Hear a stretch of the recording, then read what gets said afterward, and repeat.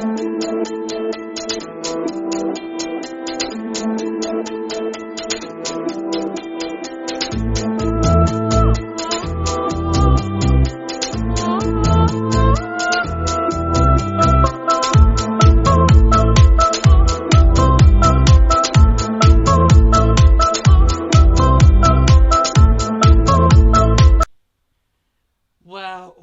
to what feels like a very late bonus episode of the Purple Rain podcast. Given the topic of conversation for today, I know this should have been done probably at the end of the regular season. I knew it was going to be one of those videos that was not going to get done before the playoffs. I knew.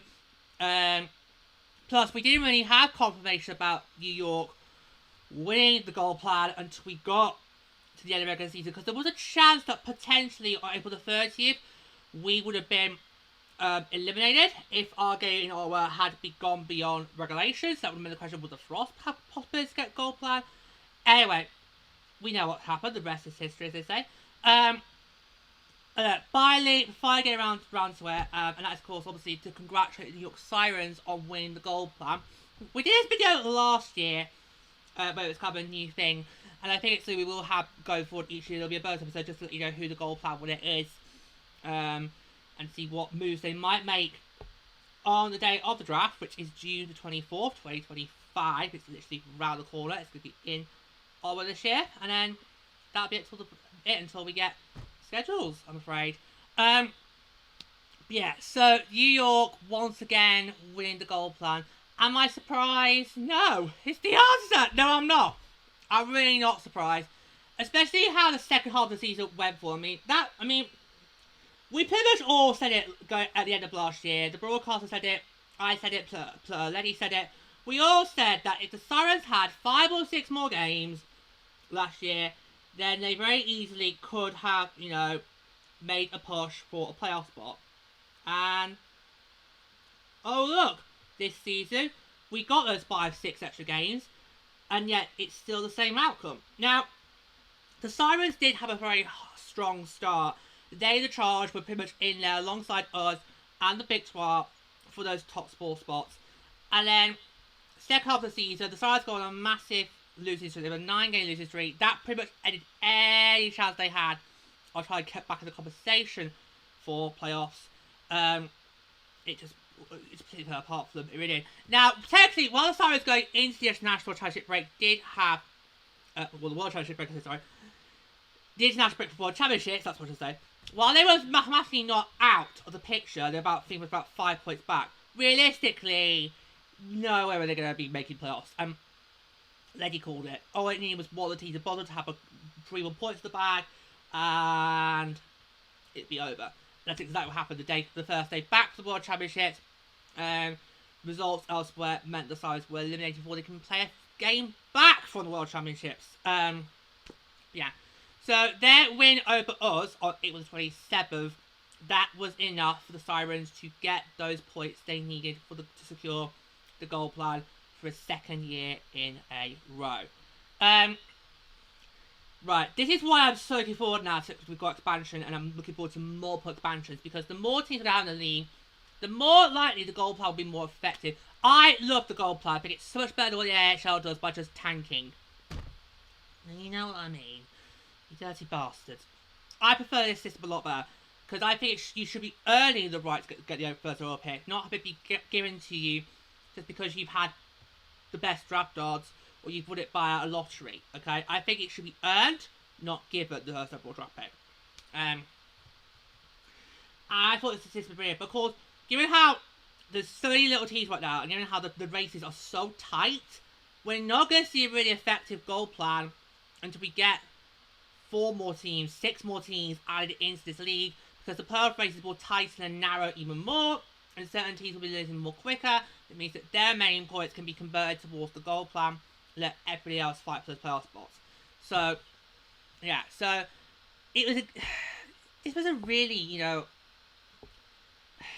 wasn't that thrilling of a race for the goal plan, because it was pretty much guaranteed it was going to be the Sirens, because Ottawa was still having the mix for playoffs, we were in the mix for playoffs, and Boston was in the mix for playoffs. So, it just didn't feel like it had that sort of thriller Like, could it be Ottawa? Like last year, like, could it be Ottawa? Could it be York? But because of the mess that we were in, it made it more easier for York to get that because Ottawa was still the fifth of the playoffs. Anyway, yeah. So I just think it was a really bit of an unthrilling race this year compared to what we had last year. Yeah. So once again, the York Sirens are going to select first overall again. That was the only guarantee we had going into the playoffs regarding the draft. Obviously, Plur Lady have been on with me to do an episode about the draft orders. You can go and check that out. We'll release that. That's called Ruckers. We, of course, will have a draft recap show coming for you. We're still waiting to decide to confirm if it's going to be the whole Purple Trio or if it's just going to be me. We're going to do that at some point in the next couple of days. Yeah, so we've still got lots of stuff to cover. We're going to cover a little bit in a moment. But looking at some of the potential picks that the Sirens could maybe go for in this upcoming draft in a few days' time. But yeah, so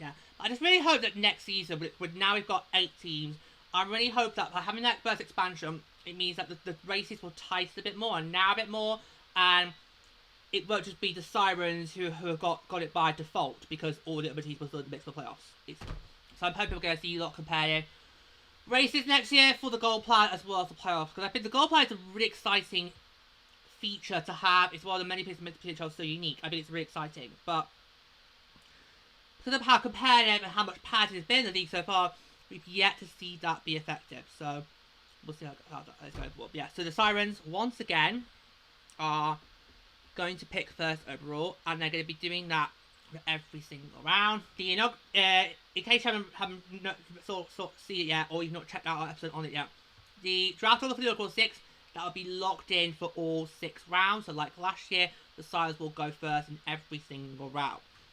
So anyway, yes, congratulations to the New York Sirens once again for winning the gold plan. So we've had a team in the PHL has been consecutive World Cup champions. We've now had a team in the PHL has been consecutive gold plan winners. Anyway.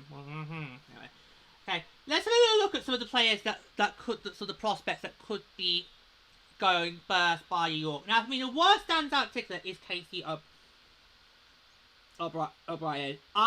For me, if I was the GM of the Sirens, I would absolutely go for her straight away. She was the, I need to make sure I pronounce this correctly. She was the Patty Kazmaier winner. I'll go through some of her other achievements so far.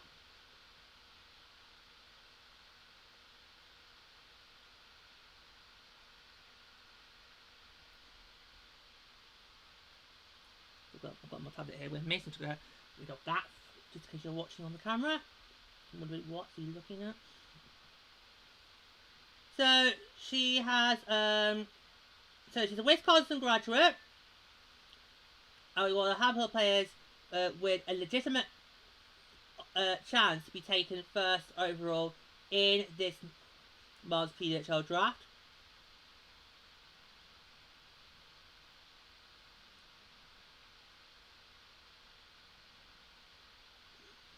She won a gold medal at playing for the USA at the 2017 Under-18 Women's World Championship. The following year, she was part of an American team that brought home silver at the same event. She followed those impressive international performances with 3 NCAA championship titles in 5 years playing for Wisconsin. So I think that would be who, if I was the general manager of the York Sirens, that would be who I would go for first of all. I think she would be a natural fit for any roster. If you pair it with Sarah Fier, because obviously Sarah Fier needs a new duo partner now that Alex Carpenter was not protected by the Sirens in the expansion process and has now gone to Seattle, along with Karine Schroeder, by the way. I think she could easily slot with Sarah Fier, so that'd be who I would want to go for if I was the Sirens. There are a couple though that might also go first. We've got no clue what you're gonna do. We've got no clue. I mean, these last two drafts, it's been pretty obvious. Yes, Heights is gonna go first overall. Yes, Fair's gonna go first overall. But this year, it's not really that clear. There are other candidates. Like, for instance, Abby Newark, who could be another serious contender to go first overall.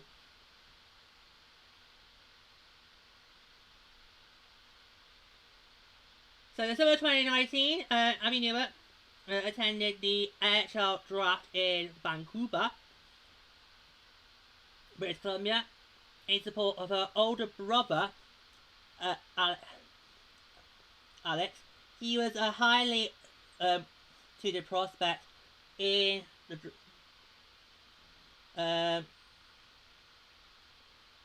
that year's draft class.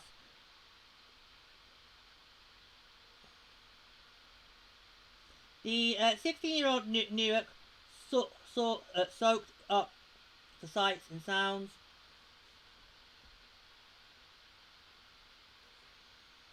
of the draft, watching her brother go through the first steps of becoming a professional hockey player.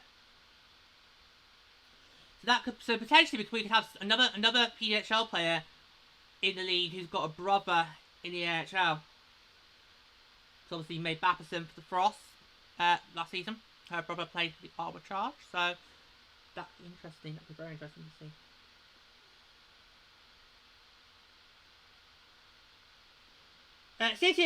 6 years later, she has forged her own path and is ready to step into the world of professional hockey.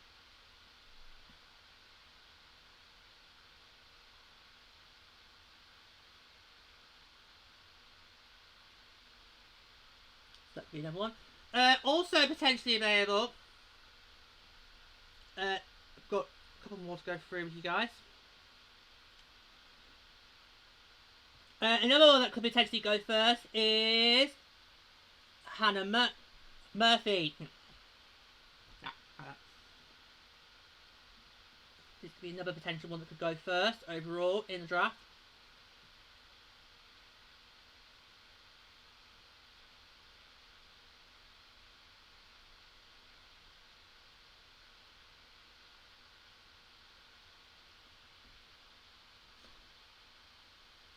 Murphy, who hails from Kingston, Ontario, is projected to be one of the first two goaltender selections in the PWHL draft. Why? Ask anyone who spent time around Colgate's women's hockey program over the last 4 years. It wasn't Colgate where Greg Fargo was before he came to the Sirens this year. The double check that, let me know, because I think that was. But now, you don't normally see a netminder get taken first overall, and I don't think it's happened in my 16 years with the LHL. I'm not sure if someone needs to double check that for me. It's very rare.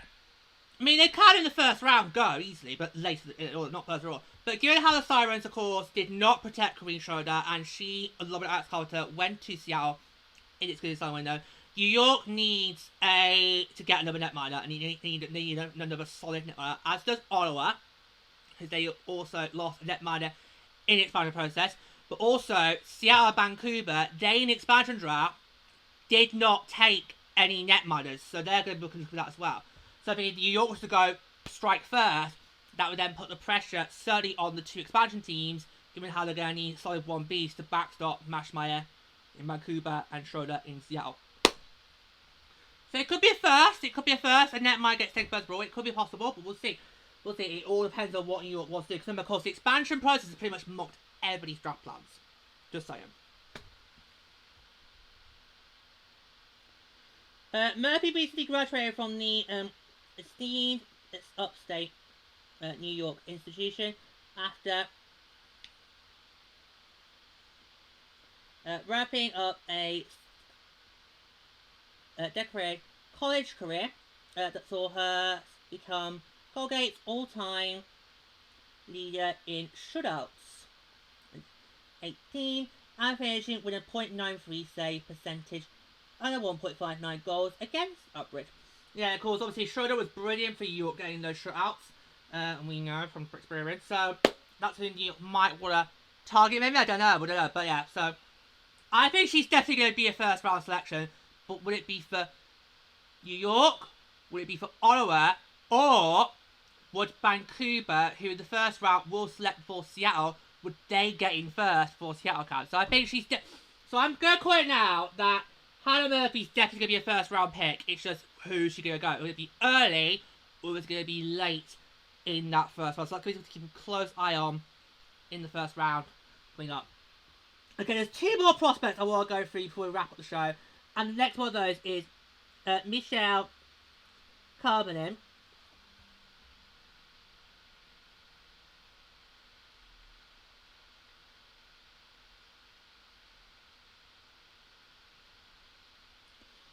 So, she's well known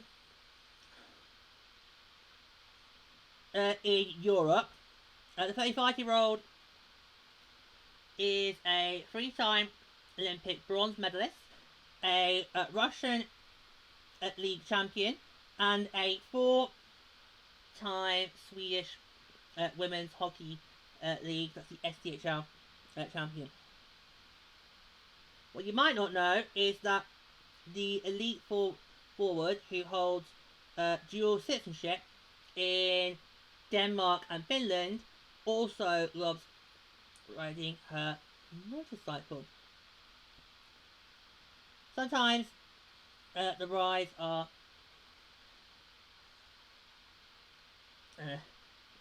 all-terrain, like going to practice, and at other times she rides through the countryside for pleasure. Okay. I'm not sure how I feel about that going on the socials. A PWHL player riding on a motorcycle. That'd be interesting for life. That is another potential one that could maybe go in the first round. Be a potential first pick. And the final one that I'm going to go for you to wrap up this show. The last one is Hayley Wynn, who I think might challenge O'Brien to be taken first overall. It all depends on what York is feeding. You've heard what I would do, but we know what side's going to do. So the last one is Hayley Wynn. So among the most anticipated prospects in the PWHL draft this year is Hayley Wynn, a poised right shot defender whose rise through the ranks of American hockey reflects a story of grit, growth, and grace. In a recent interview with the PWHL, Wynn opened up about her journey from backyard battles with her brothers to winning gold with Team USA, all while playing grounded by faith, family, and an enduring love for the game.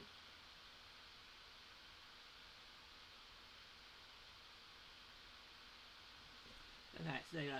So let's just move a couple of prospects that could be highly candidates for going first overall. And like I said, if I was in the general manager of the York Sirens, I would go with Casey O'Brien.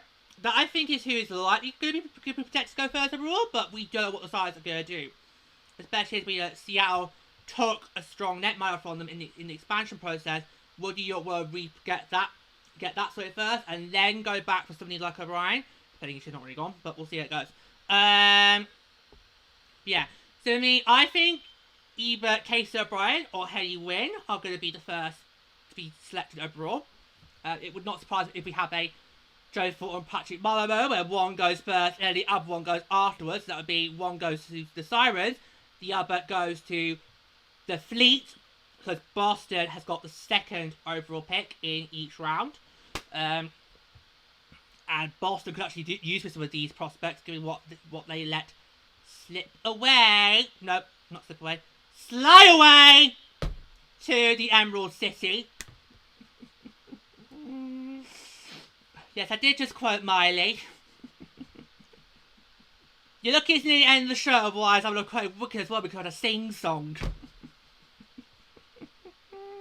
Probably not the right time, emotions are still high.